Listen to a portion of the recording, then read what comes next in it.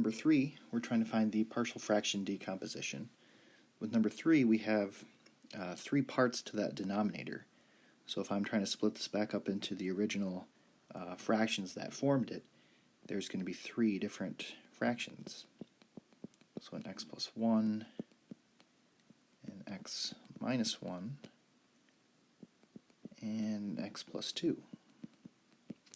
So there's going to be 3 fractions, 3 unknowns. So I'm going to have an a, b, and a c. Okay, so my next step is I want to multiply both sides by the LCD. So I'm going to multiply by x plus 1, x minus 1, and x plus 2. I didn't give myself enough room. Again, I'm multiplying the entire equation by that, so every term gets multiplied by that. So on the left, the 5x minus 4 is the only thing that's left over. The a, because the x plus 1 cancels out, you have an x minus 1 and an x plus 2 that's left over. With the b, the x minus 1 cancels out, so you have an x plus 1, x plus 2.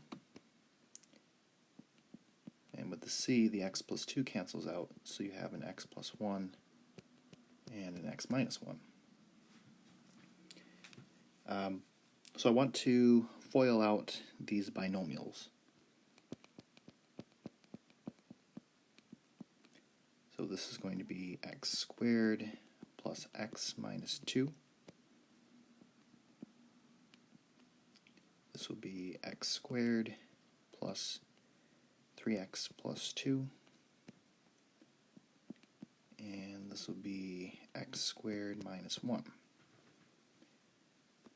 And then we can distribute the a, b, and c.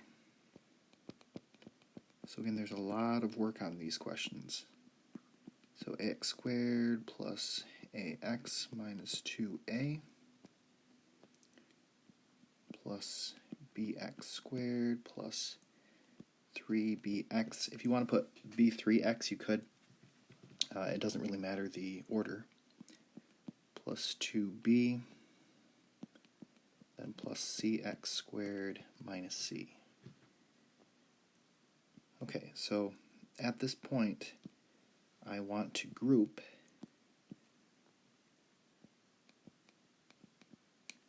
the x squared terms, the x terms, and then the terms that don't have any x or x squared.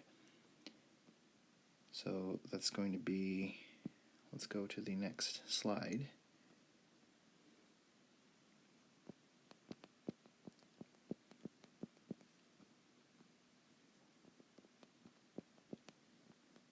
Ax squared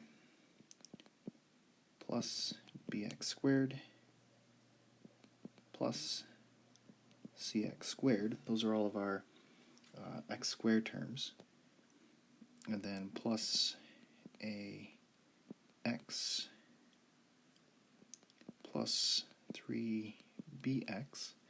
And there's no term that had an x with a c. And then minus 2a plus 2b minus c. So the reason why we wanted to group those was because now we can factor. So I want to factor an x squared out of these ones and factor an x out of those ones.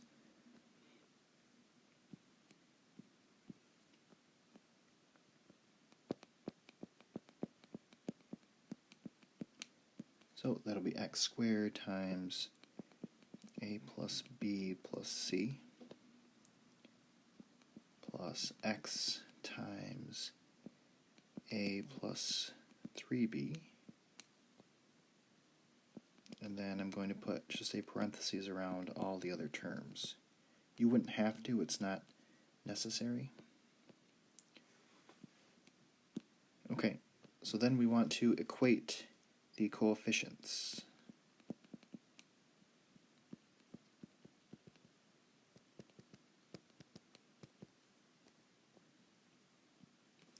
So I have on the right hand side a plus b plus c that's being multiplied by an x squared. On the left hand side I don't see any x squared. So you could say that there's a 0 x squared there. So when it comes to the x squared equation, it's going to be a plus b plus c is equal to 0. Because again, it's like there's a 0 x squared there. With the x, there's an a plus 3b multiplied by the x on that side. And on this side, there's a 5. So from my x equation, it's going to be a plus 3b is equal to 5. And then lastly is the constant. Trying to pick a color. Let's go with another green. So all of that is going to be equal to a -4. So this is the constant.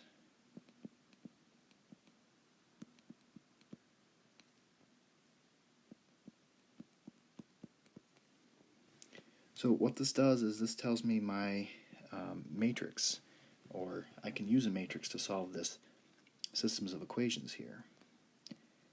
So that would be 1, 1, 1, 0, 1, 3, 0, 5, -2, 2, -1, and -4.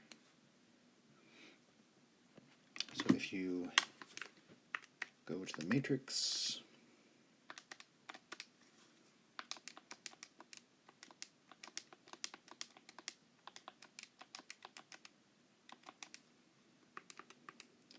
and then do RREF, and then change to fraction,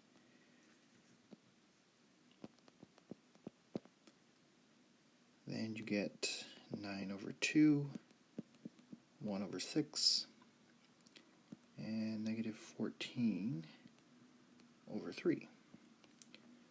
So my final answer, and there's a couple different ways to write it. You can either just put them on top,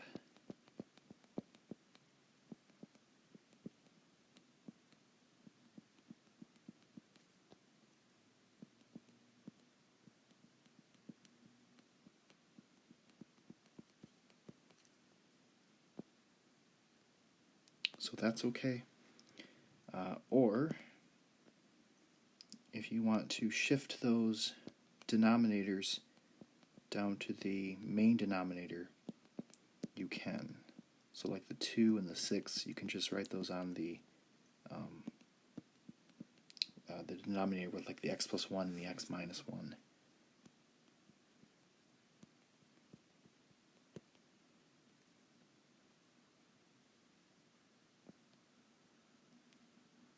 So either way is okay.